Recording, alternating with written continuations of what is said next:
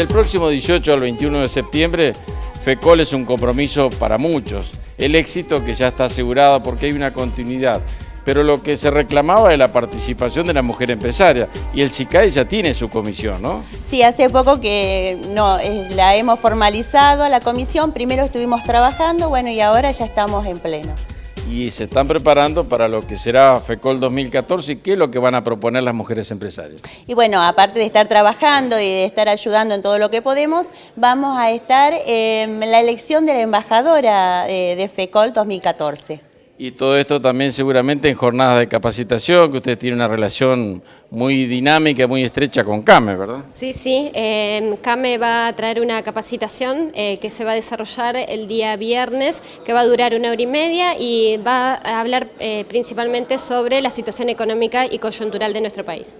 Siempre junto a un gran empresario, y hay una gran empresaria en este caso, y por supuesto ustedes están comprometidos desde siempre, porque también tienen sus propias actividades dentro de Esperanza, ¿no? Sí, nosotros en el mes pasado, en mayo, tuvimos el paseo de compra y bueno, también estamos en su 5ª edición fue. La mujer empresaria, pero también la mujer docente. Las escuelas técnicas también tienen un gran desafío de participar en esta edición de FECOL.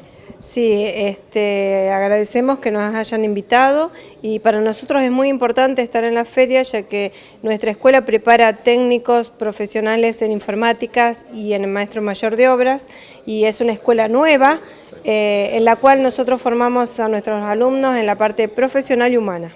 Y está muy bueno también que los empresarios abran las puertas a esto de las prácticas profesionalizantes, donde los chicos se pueden sentir más integrados a la comunidad empresarial, ¿no? Sí, seguro. Yo creo que esta va a ser una buena apertura.